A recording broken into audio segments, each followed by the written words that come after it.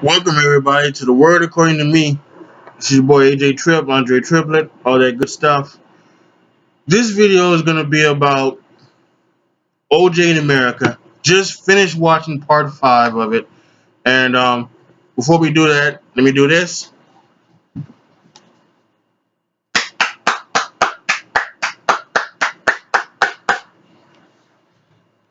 That deserved a standing ovation.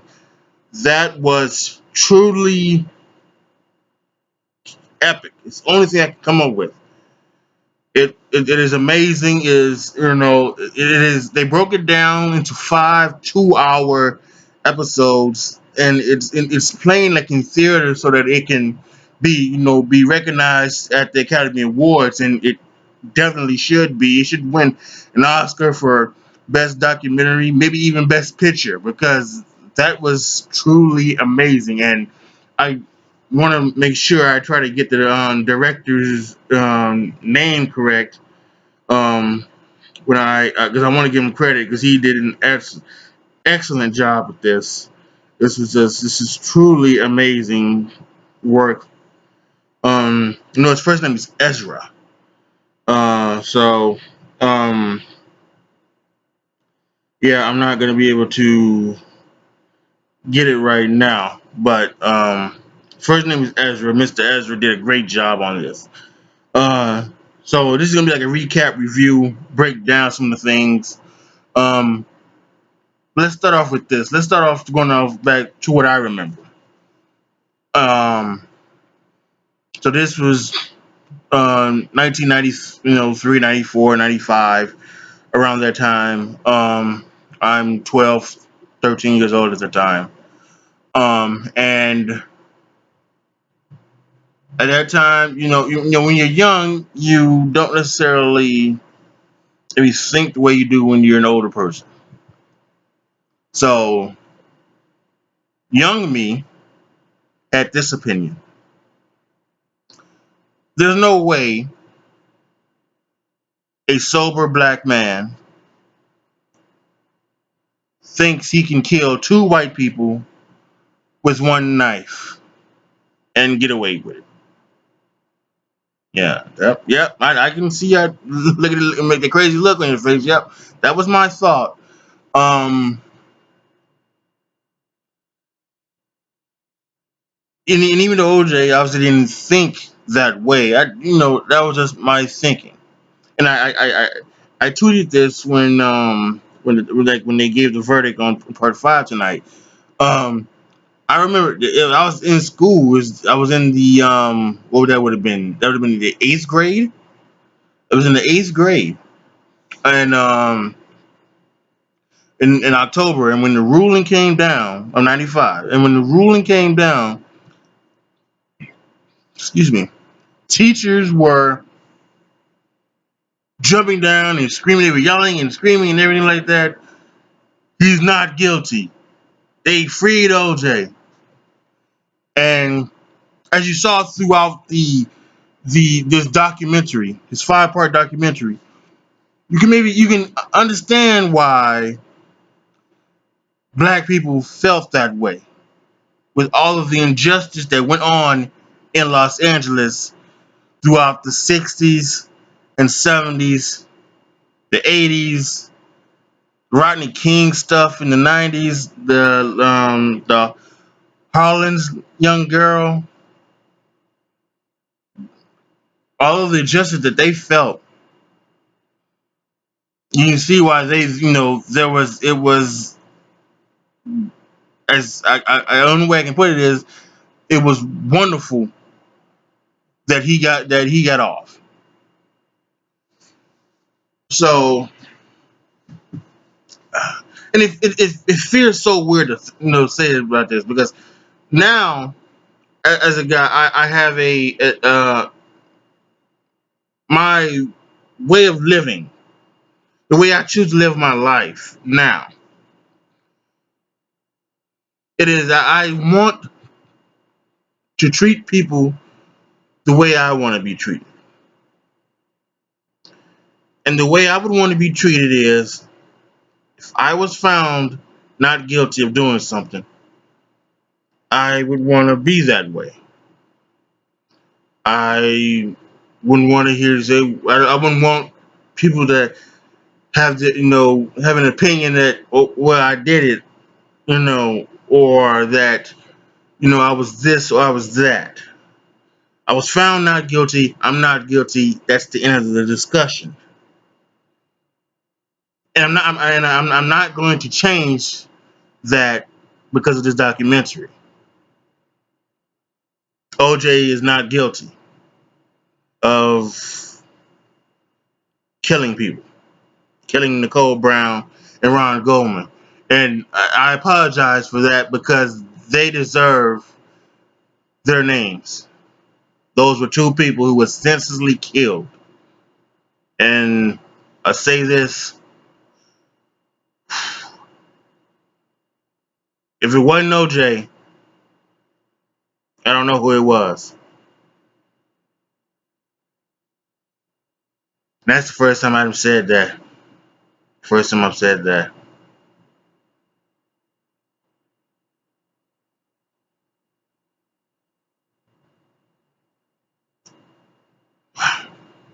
Um, so that's just to go back to it. That's just the way I see it. He's not guilty. I'm not going to try to get into any discussions about that.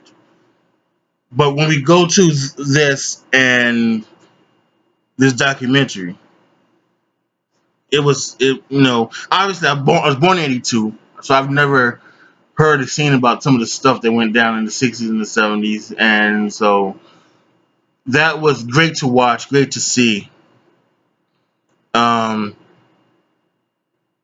Definitely gives you a lot of perspective on what might have happened in their jury room in '95.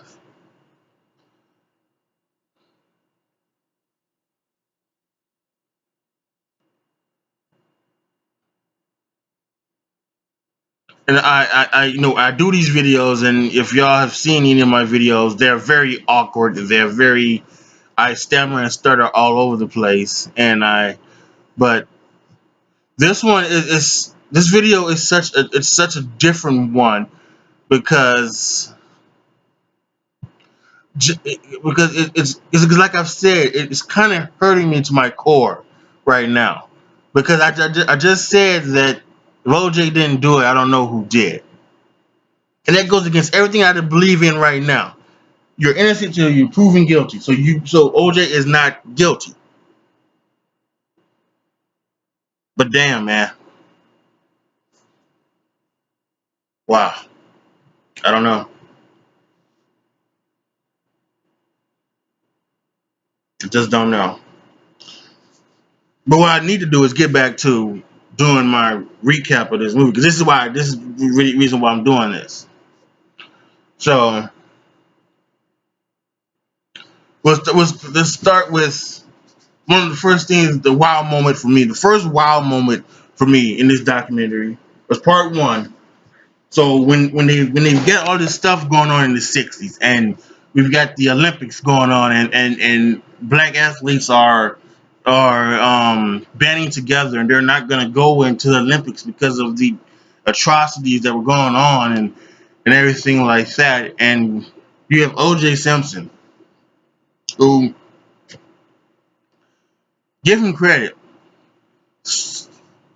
for whatever, stands up. I don't know, he didn't do it like in a big room or anything like that, but he just stands up with all this happening. He stands up and he says, "I'm not black. I'm OJ." And I very much admire him for saying that, and not because that of anything like that. I don't want you to get me wrong. I kind of think that there needed to be something else needed to be said. You can say that, but then say something else, or do something else about it. I think because that's in my opinion that's the right way to see yourself.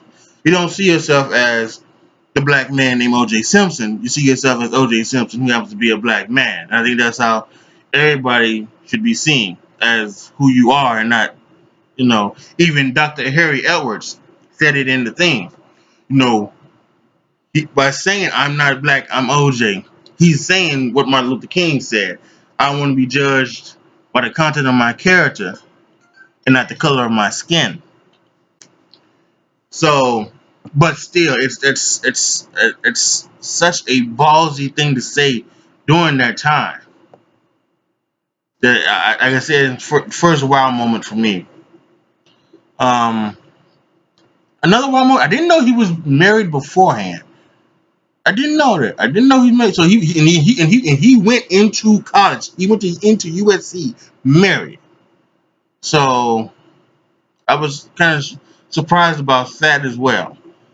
Mm, there's a lot of things that I'm going back and remembering. So I think some of the some of these things that were said in the video, I think were just it wasn't surprising, but it was like confirming. Because I think many of us kind of thought that OJ wasn't necessarily um, the most compassionate person. This documentary proved that he was very selfish, narcissistic. He, in some weird fashion, he was self-aware without being self-aware. And here's what I mean by that. This goes back to being the "I'm not black, I'm OJ" thing. That's kind of being self-aware of, kind of knowing who you are, but then jumping all the way forward, you know, almost not knowing that, you know, people think you killed these two people, and you're just walking around, not, just still thinking you can do and saying that you're going to look for the real killer, and you're on the golf course. So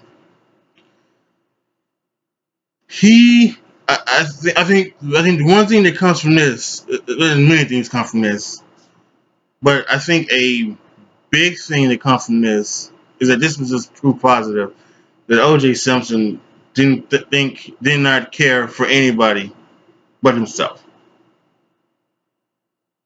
and it started the day he realized, after he ran a football for USC and everybody loved him, that it was going to be about him and nobody but him.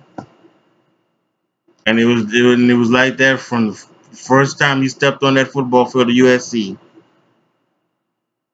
until that day he walked into that hotel room with those guys and tried to get his stuff back. It's been about him all the time. There were um, great job again, getting a lot of people talking, talk to civil rights advocates, talk to people that were quote unquote friends that had the name friend, agent, manager, guys who I don't think would piss on OJ if he was on fire right now. I really do. I really don't. The one guy, Ron Ship, man, whoo, he tells that story about talking to OJ. Oh, no, no, no, no, no, not talking to OJ. He tells that story walking into Chris Darden's office and then looking at those pictures. And they showed the crime show. They showed the way Nicole's neck and Ron's neck were. The blood. I mean, she looked like. I mean, if you're a wrestling fan and you watch wrestling and you've seen like when the wrestlers get busted open and the blood's pouring all over their face, that's what it looked like. It looked, it's horrible, horrible. And he saw those photos and he said, "I'm testifying."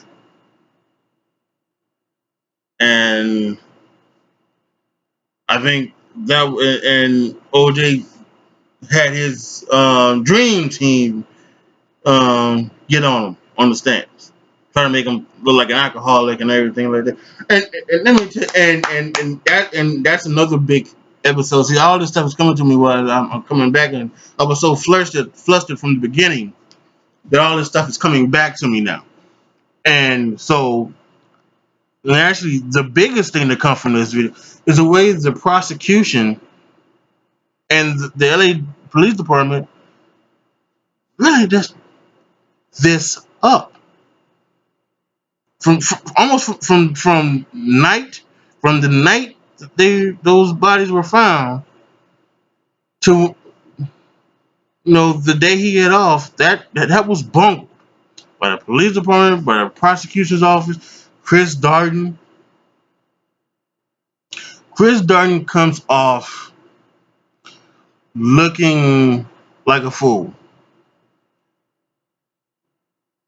And I wish, I don't know, they probably asked him if he wanted to talk, and he probably declined. But I wish he would have talked. Good, because I think we maybe needed to know what was he thinking. What exactly was he thinking? Because part of me wants to say that he was, because they talk about him and he looked up to Johnny Crocker, and that he was looking forward to maybe beating Johnny Crocker. And I wonder if maybe that's what he was thinking. I had the chance to defeat my hero,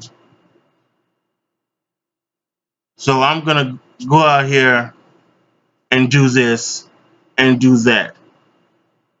Make him try on the gloves.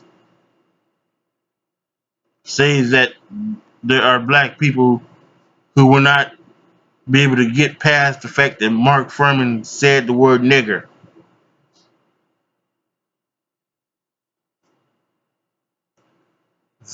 There was a lot of stuff there. And I think he got a book out, and I don't know. I'm not a book reader. I never will be a book reader, so I don't know if he does have thoughts on this or anything like that. But I would like to have seen it in his documentary, because this just went so deep into it. I'm so glad Marsha Clark decided to do this. By the way, she's kind of hot, ain't she? Yeah, kind of hot. But but yeah, I'm so glad she did it in her thoughts and what she was thinking, and you know things like that. I think the other prosecutor was kind of he was kind of big too. He was I think there's not one person. I'm trying to think. I don't think there's one person in this documentary that they talked to that wasn't, well. Actually, now that I think about it, there was one guy. He appeared in like part two and part three, and I think maybe early in part four. There's a guy, bald guy. I don't think you know really he really gave nothing. Yeah, he sat there. He looked angry, and and this and that, and everything like that. There's another white guy named too, but he gave more into the story, because he just didn't just piss on OJ, which people he was gonna do. But he also pissed on Mark Furman, because there's a scene when Mark Furman testifies the first time and lies. So when he comes back on the second time, he pleads the fifth on every question. They ask him the question of, "Did you plant the evidence?" And he pleads the fifth on that one. And the guy, he's with glasses, he's like a former chief of the LAPD, and he says, "You plead the fifth on those other questions, but when that question comes, you say, 'Hell no, hell no, I didn't plant evidence.'" But he pled the fifth, gave him reasonable doubt. Carl Douglas he was one of the stars of this, along with Marsha and then the other prosecutor, because he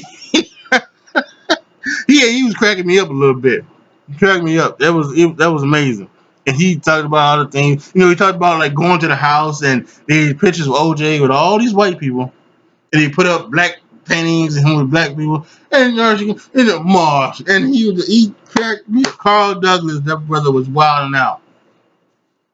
So it was. I think he was one of the stars to come from this as well. Um, I just again, this was overall, this was just fantastic things to do. And then like you go to like the end of it, and like with him going to that hotel room. When in the hell did he not think that was gonna be a robbery? When he had guns, it was amazing. It was like amazing his transformation, because he is like Carl Douglas attributes it to. He grew up in the ghetto in the hood, and then you had to fight and scratch claw for your stuff. And he went back to that time when he grew up in those projects, trying to fight and scratch and claw for his stuff. But all that other time in between, he was this guy that was, you know, O.J. Simpson, the guy running for Hertz. O.J. Simpson, the football star, the commentator on NBC, all of this and all of that. And all of a sudden, he's not his hood guy. What did Dave Chappelle say? When keeping it real goes wrong, he tried to keep it real. After years of just keeping it OJ, tried to keep it real, and it went terribly wrong. And then, as again Carl Douglas mentioned, they gave him the fifth quarter, and as he put it, his high school didn't have a lot of great football players. They had a lot of great fighters. So when the other team would beat their ass in football after those four quarters, they would after the game they would beat the football team's ass, and that would be the fifth quarter. And he said I didn't think that was perfect. Got the fifth quarter on OJ, and I think he's right. There is no coincidence that he was sentenced at this on a time that that Ron and Nicole were killed. That he was given 33 years to represent the $33 million he was supposed to give the Goldmans, and I think maybe the Browns. I don't know. There was money on the Goldmans, and Ron Goldman. Again, not Ron Goldman. Ron Goldman was the one that passed away. I think it was the father. Was it Ron? Was that no? I don't know. Maybe he was Ron Goldman Jr. And I don't know. But the Papa Goldman, while you totally feel for him, obviously losing a son to a senseless act of violence, and not really ever feeling that he got justice for Ron, he didn't come off very good either. Toward the end, with the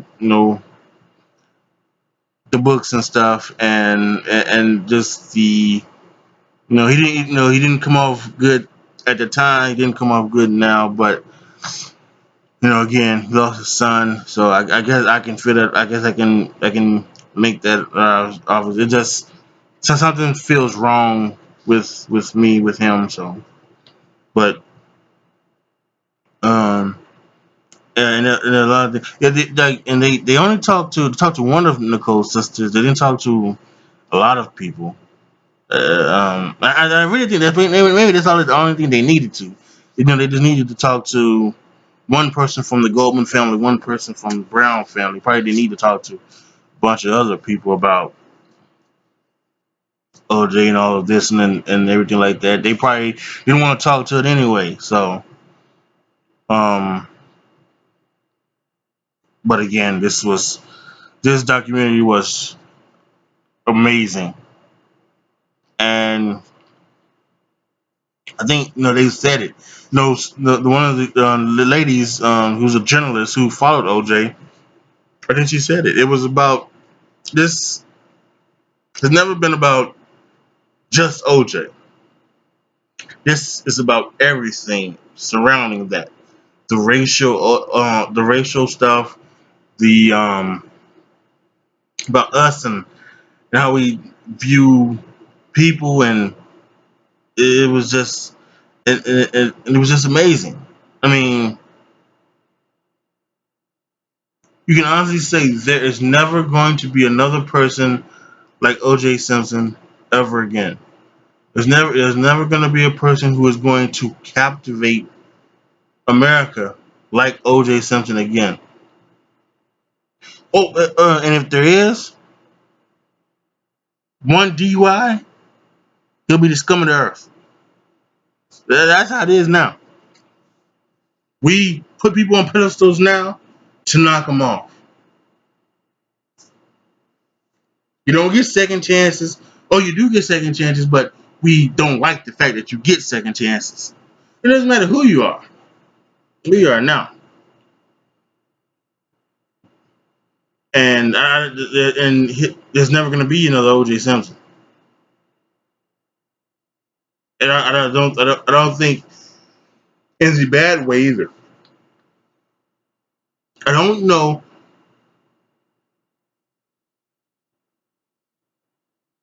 Well, I shouldn't say that because I guess you can never say never, right? You can never say never. But I don't think there'll ever be another person who will look at himself and not recognize who he is. I think a lot of us have that feeling of, you know, I'm not black. I am who I am, who happens to be black, or who happens to be Latino, or who happens to be Asian, or who even happens to be white, who happens to be gay, who happens to be bisexual, who happens to be transgender, who happens to be, whatever, right? There are all of us in this country who feel that way. But I don't think there's going to be somebody like who just kind of just totally goes away from that. Because I think you got the because I think there's a feeling that you know OJ just didn't want to address any black issues. So that's what it kind of feels that way. You know that anything that was he mentioned Tommy Smith and the other guy who did the Black Power thing on the stand, and it kind of feel that he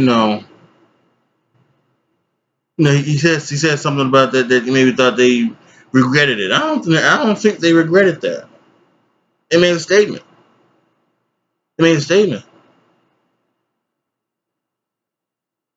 and you need to make a statement.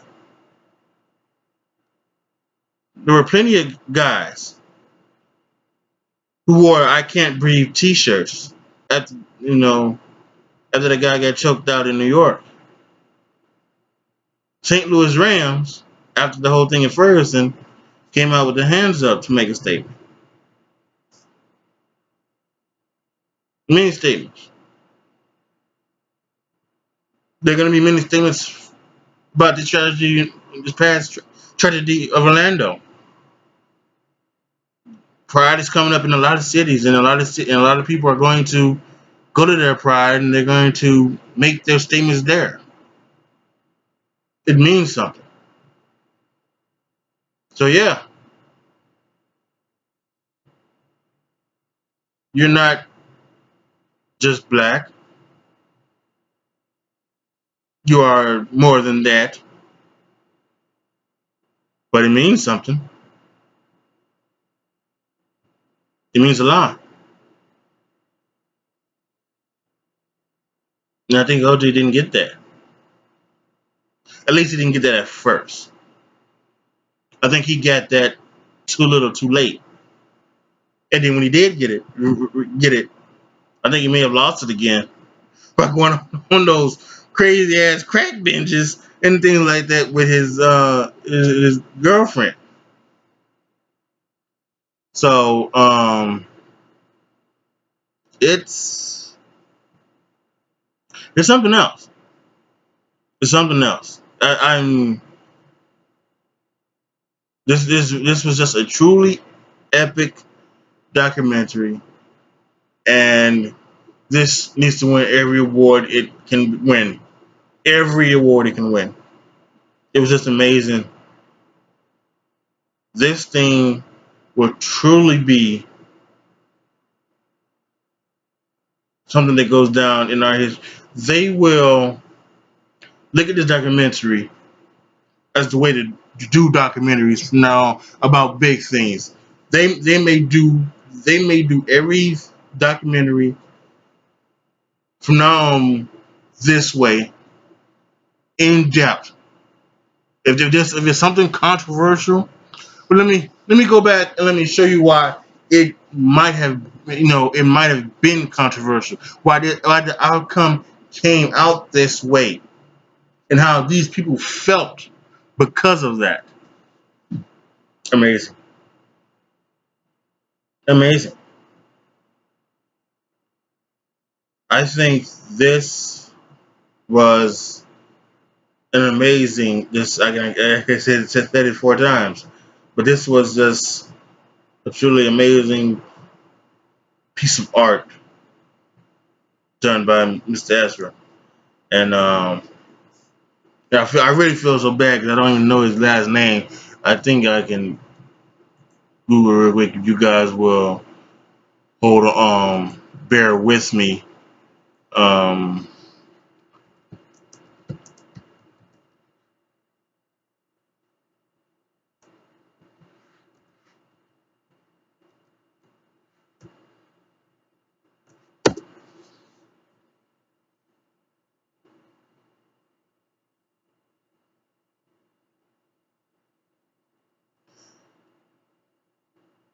so how you guys doing?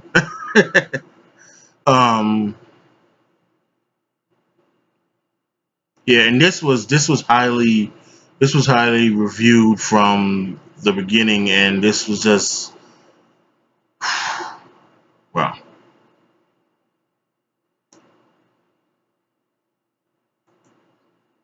So I think to end this,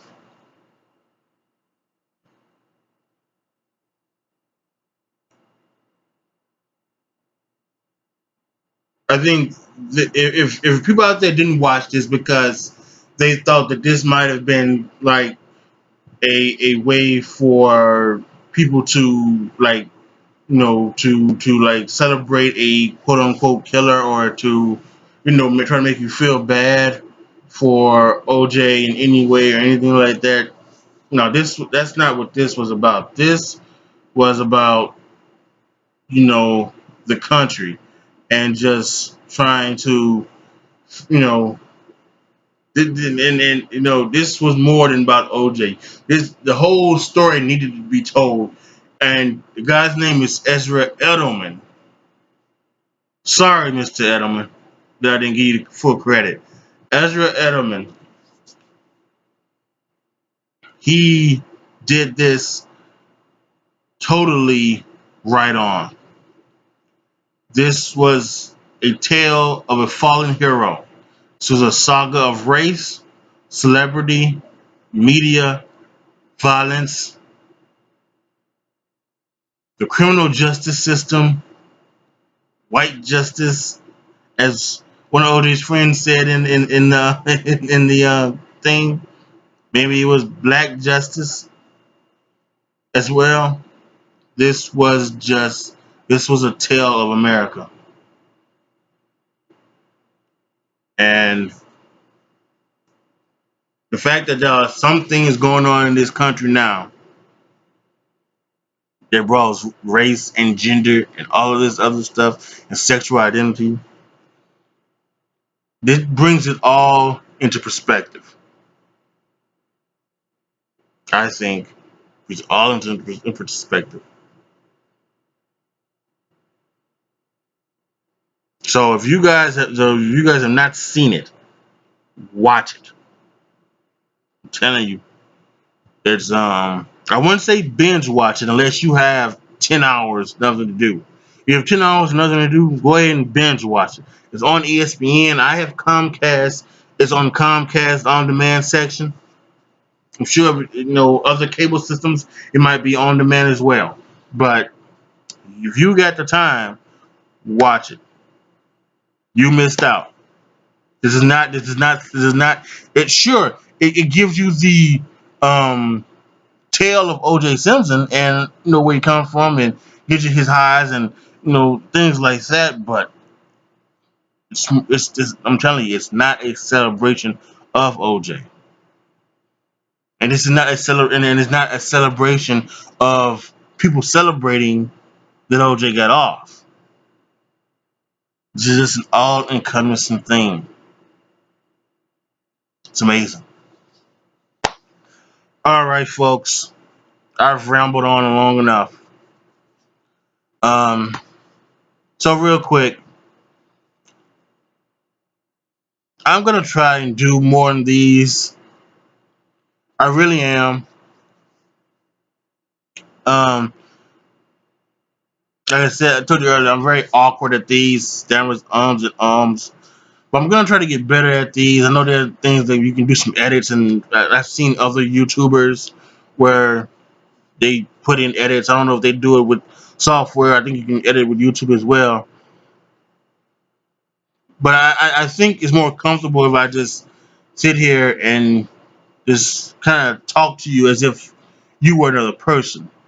I think that's the best way you do it. Um, a lot of you don't watch this, don't like this. I don't have any subscribers or anything like this, but I'm gonna try to do more one of these. Try to do these once a month. Um, starting this month, June. Try to do these once a month. A topic, something like that. I like everything from wrestling and sports and things like that. So we got we're about under 100 days away from football. Probably sometime in August. I'll do a football one. So let's see what we do next month for July. You know what? Probably do next month for July. WWE. They're doing the brand extension again. I hate it, but I think probably that's what I'll do. The one on the brand extension for July. But once again, OJ, Made in America. Watch it. Greatest documentary ever. It's your boy AJ Tripp, Andre Triplet. Take care of yourselves, y'all.